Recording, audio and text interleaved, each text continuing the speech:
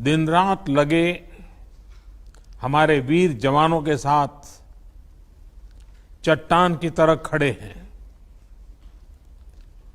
उनकी वीरता, उनके कौशल, उनकी सूझबूझ पर देश अटूट विश्वास रखता है। इस सर्वदलीय बैठक के माध्यम से मैं शहीदों के परिवारों को भी ये विश्वास दिलाता हूं कि पूरा देश उनके साथ है, पूरा देश उन्हें नमन करता है। साथियों, पूर्वी लद्दाख में जो हुआ उसको लेकर आपने रक्षा मंत्री जी और विदेश मंत्री जी को सुना भी और प्रेजेंटेशन को भी देखा। न वहां कोई हमारी सीमा में घुस आया है, न ही कोई घुसा हुआ है, न ही हमारी कोई पोस्ट किसी दूसरे के कब्जे में है।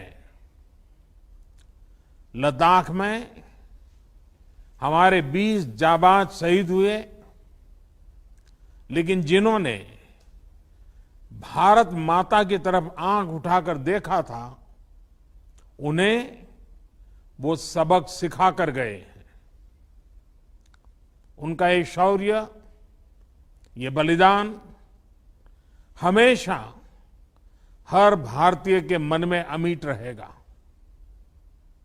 साथियों, निश्चित तौर पर चीन द्वारा एलएसी पर जो किया गया है,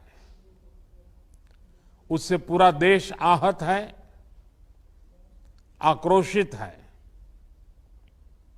ये भावना हमारी इस चर्चा के दौरान भी आप सबके माध्यम से बार बार प्रकट हुई है। मैं आपको भी आश्वस्त कर रहा हूं कि हमारी सेना देश की रक्षा के लिए कोई कसर नहीं छोड़ रही है। डिप्लॉयमेंट हो, एक्शन हो, काउंटर एक्शन हो, जल थल नभ में हमारी सेनाओं को देश की रक्षा के लिए जो करना है वो कर रही है। आज हमारे पास ये कैपेबिलिटी है कि कोई भी हमारी 1 इंच जमीन की तरफ आंख उठाकर भी नहीं देख सकता। आज भारत की सेनाएं हर सेक्टर में एक साथ मूव करने में पूरी तरह सक्षम है। ऐसे में हमने जहां एक तरफ सेना को अपने स्तर पर उचित कदम उठाने की छूट दी है, वहीं दूसरी तरफ डिप्लोमेटिक माध्यमों से भी चीन को अपनी बात दो टूक स्पष्ट कर दी है। भारत पीस और फ्रेंडशिप चाहता है, लेकिन अपनी सॉवरेनिटी की रक्षा हमारे लिए सर्वोपरि है और आप सबने भी इसी भाव को प्रकट किया है। साथियों, बीते 5 वर्षों में देश ने अपनी सीमाओं को सुरक्षित करने के लिए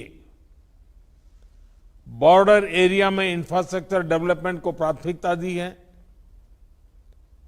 हमारी सेनाओं की दूसरी आवश्यकताओं जैसे फाइटर प्लेन्स, आधुनिक हेलीकॉप्टर, मिसाइल डिफेंस सिस्टम आदि पर भी हमने बहुत बल दिया है। नए बने हुए इंफ्रास्ट्रक्चर की वजह से खासकर एलएसी में अब हमारी पेट्रोलिंग की कैपेसिटी भी बढ़ गई है। पेट्रोलिंग बढ़ने की वजह से अब सतर्कता बढ़ी है और एलएसी पर हो रही गतिविधियों के बारे में भी समय पर पता चल रहा है। जिन क्षेत्रों पर पहले बहुत नजर नहीं रहती थी, अब वहां भी हमारे जवान अच्छी तरह से मॉनिटर कर पा रहे हैं, रिस्पॉन्ड भी कर पा रहे हैं। अब तक जिनको कोई पूछता नहीं था, कोई रोकता टोकता नहीं था, अब हमारे जवान डगर डगर पर उन्हें रोकते हैं, उन्हें टोकते हैं। बेहतर हो रहे इंफ्रास्ट्रक्चर से एक मदद ये भी मिली है कि हमारे जवान जो उस कठिन परिस्थिति में वहां तैनात रहते हैं, उन्हें साजो सामान पहुंचाने में आसानी हुई है। साथियों, राष्ट्रहित, देशवासियों का हित हमेशा हम सभी की सर्वोच्च प्राथमिकता रही है। चाहे ट्रेड हो, कनेक्टिविटी हो, काउंटर टेररिज्म हो, भारत ने कभी किसी बाहरी दबाव को स्वीकार नहीं किया है। राष्ट्रीय सुरक्षा के लिए जो भी जरूरी कार्य है, जो भी जरूरी इंफ्रास्ट्रक्चर का निर्माण है, उसे इसी तरह तेज गति से आगे भी किया जाता रहेगा। मैं आप सभी को, सभी राजनीतिक दलों को फिर से आश्वस्त करता हूं कि हमारी सेनाएं सीमाओं की रक्षा करने में पूरी तरह सक्षम है। हमने उन्हें यथोचित कार्रवाई के लिए पूरी छूट दी हुई है। आप सभी ने इस बैठक के लिए अपना समय दिया, अपने मूल्यवान सुझाव दिए।